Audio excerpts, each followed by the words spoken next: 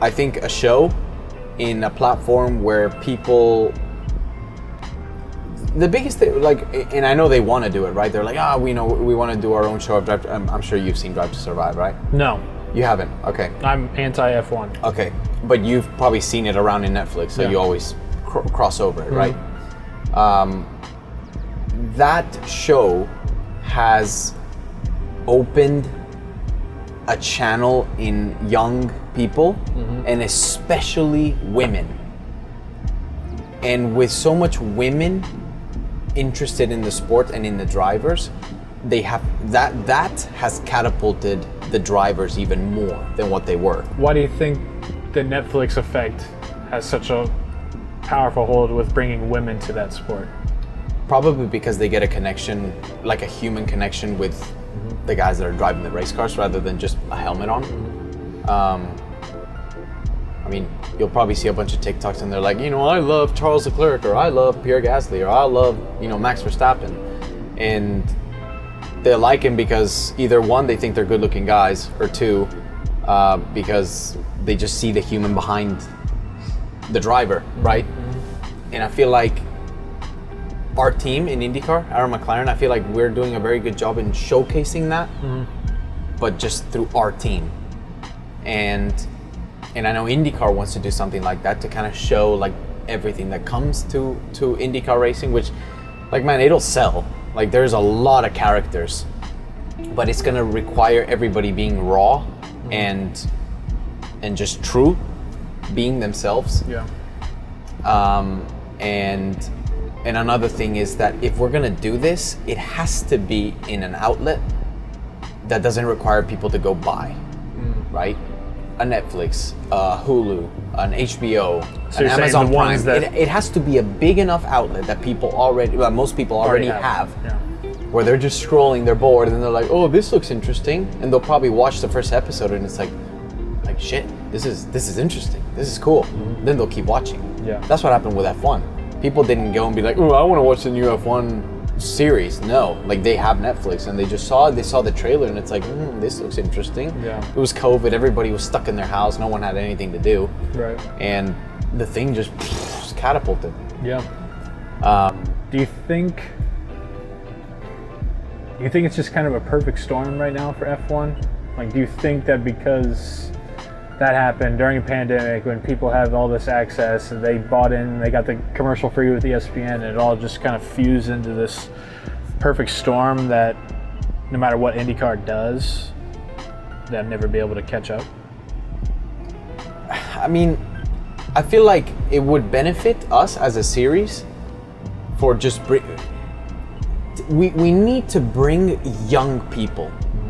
Like, and it's not to tuck down into IndyCar in who comes to the IndyCar races, but 90% of the people, or 85% of the IndyCar fans are not young.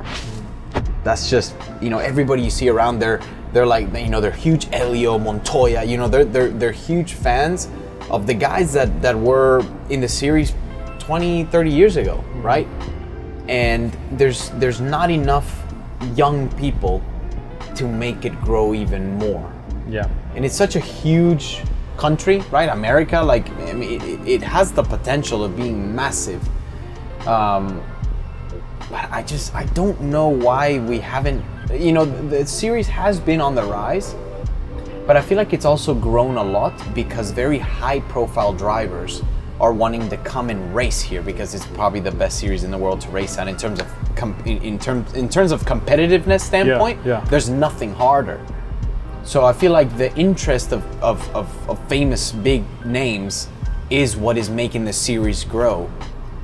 But then when you see how the F1 stuff is going, is the series is massively growing and it's taking the drivers with them. Yeah. But for us, we're kind of reaching like a threshold of like, we need the series to start growing more for all of us to benefit, rather than just a team growing or a driver growing. Sure. Yeah. I don't know what you think. Yeah, it is a tough equation to figure out. It's hard because you also need to understand from their their point of view.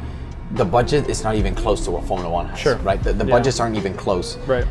And there's so many things that have to make sense in order, because at the end of the day, it's a business model, right? It has to produce money. It has to make money in order for it to make sense. Yeah. But like, there's a lot of little things that cost money, but add a lot of value to a series. Like, for example, when you arrive to an event, right? You compare a Formula One event and then you compare an IndyCar event. The best way I can describe IndyCar, it's raw and just real, and just it's proper, like very, very old school, just get there, let's go racing, right? Yeah. F1,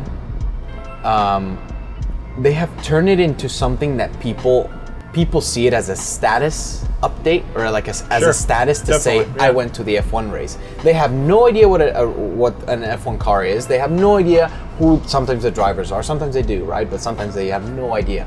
They just like to say, I'm at the F1 race. Yeah. Right? Do you think that's worth the trade-off though? Like in terms of in terms of money, in terms of a business, it for sure is the way to go. In terms of how enjoyable it might be for example, a fan experience, I don't think the average fan experience in F1 is even close to what the fan experience in IndyCar is, because in IndyCar you can go to the paddock, right? You can see the drivers. You can literally just go up to your favorite driver, you're like, sup? Yeah. Like, sign me this, take a picture with this. Yeah. You can see the car, like, man, you can like just peek into the cars. Touch it, damn near. Like, yeah, you can just get in it. You can just be there, right? F1 doesn't. Yeah. And I've seen a lot of people like, the prices are stratospheric, but the issue is like people are paying. And like the demand, there's so much demand, and the people all the rich people, right? Like the elite, it's like it's a very elite sport. But you think, right? Like, man, but it's 300 and well, for example, Coda. I mean, man, some people just went and they literally just stood in turn one and paid $700 to stand in grass in turn one in Austin to just go watch F1 cars go by. Right. What I'm saying though, it's like, doesn't that, so with the base and the fandom that you have with a series like IndyCar, yeah, that's not what IndyCar is for them, has been for them. So don't you run the risk of, if it were to go to that model, where you make this risk of trying to make that experience for these people who aren't even that interested, when you lose and piss off the people? I completely agree with you, and I think that's what makes the equation so hard. Like, I just don't think there's a simple fix. Right. There's not, because you can't just say, oh, a paddock pass now is $5,000. Right. No. From no. $50. No. Or I don't know even how much it is, but I know it's pennies. Not 5,000. Yeah, no, like, man, in F1, like, you can't even get to the paddock in just a paddock club pass, and I think it was $13,000 for Miami 3 days. Like, but people are paying it. That's to me that's just mind blowing. Yeah. Which it's turned more into like. It's just a culture thing. It's a pop culture thing. It's kind of like what's cool. Yeah. That's what's cool right now. Yep. You know? Do you think that could wear off? Do you think in 2-3 years we could see people just kind of move on to the next thing? I mean, I can feel it. I don't know. I really don't know, because F1 has always been the pinnacle of race cars and money and business. Like, it's totally international. It's just, I mean, it's a circus. Mm-hmm. It's a circus, and the thing just keeps growing. And it keeps even more expensive and more expensive. And don't you think that IndyCar would really up its value and continue to grow if people like Pato O'Ward were in it? Yes. And I do everything I can. And like, for example, the new wave of the young guys like me and Herta and Renus and all these all these guys that are coming in and basically giving the veterans a really good run for their money, the guys that have basically dominated, right, the past decades. I think that's awesome. And like, I don't really know how much better it can get racing wise than this. I just really don't. Well, every single weekend, it's like, you don't know who's going to be on pole, you don't know who's going to win the race, you don't know who's going to be on the podium.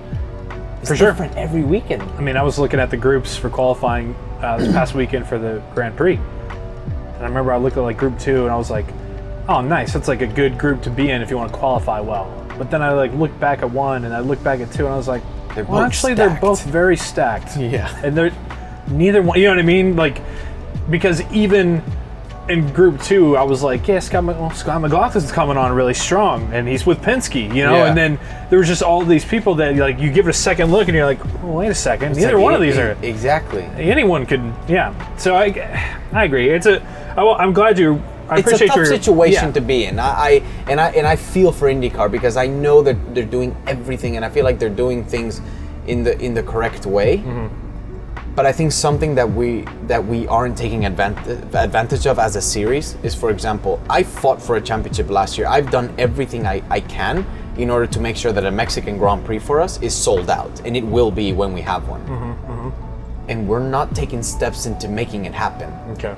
And the series is not helping themselves in growing like that. Mm-hmm. Like, oh, we want to stay in America. I get it. I get that we're North American, but we need to expand into Mexico, a possible race in the UK, because McLaren is bringing a lot of fans from the UK, you know? Yeah. And then I'm bringing a lot of fans from Mexico. And then, you know, for example, Marcus and Felix, they're both Swedish, right?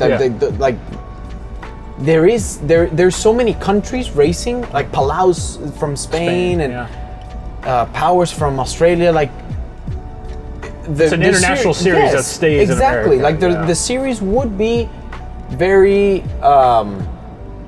they would have very good races if we went out of market. They would. I don't agree with keeping it just a North American series. I don't, because I feel like the racing is too good and the drivers are too good, and there's too many drivers that are too good from very different countries to just stay in America. I don't agree with that. Like we like, if you remember kart a few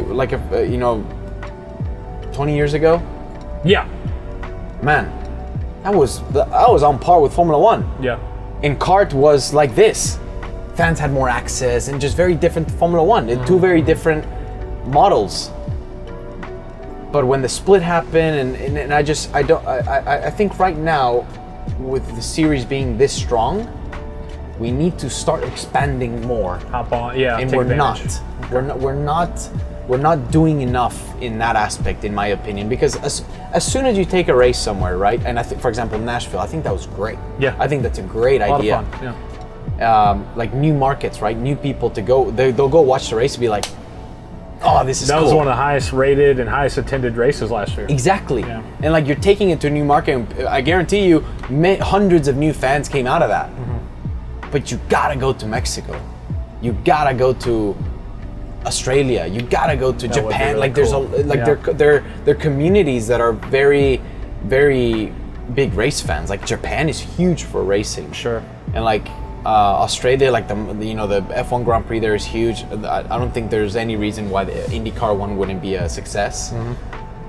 I don't know. I just feel like there's opportunities right now that I think should be taken into account, and there should be action taken on that, you know. And I feel like we're not, and I'm pushing hard, man. I'm pushing hard for Mexico and stuff, and I don't know. Keep pushing. Yeah. It's a question that I had to ask, and I appreciate your candidness. Yeah. That was great. I mean, and it's nothing to say, and I love IndyCar. Yeah. But it makes me mad that. Well, that's why it makes you mad, is because you love it. You want it to it makes succeed. me mad because it's so underrated, and people don't respect it at all. People just laugh at it like, oh, you turn left. Dude, 4 of our races are we turn left. Yeah. Everything else is a road course.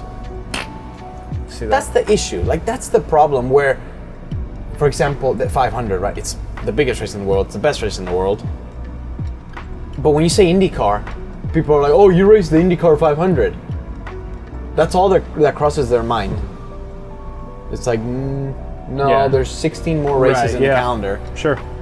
But they don't realize that there's more. Yeah, we need to, I don't know, find a way to make each race special. you know? Sure. And Like more of an event. Yeah, and I get it. I mean, we can't expect an event in like Long Beach to be the same in like Iowa. Yeah. It's different, right? It's a very different market. It's just. Although Iowa's bringing out some heavy hitters. I love Iowa. I love Iowa. Yeah. I was one of the biggest supporters of Iowa. I was pissed whenever they took it from the calendar last year. Actually, I was back now. Yeah, I'm keep pumped. pushing. It's a doubleheader. Keep pushing. You can get all. We got a little deep there, but I appreciate that.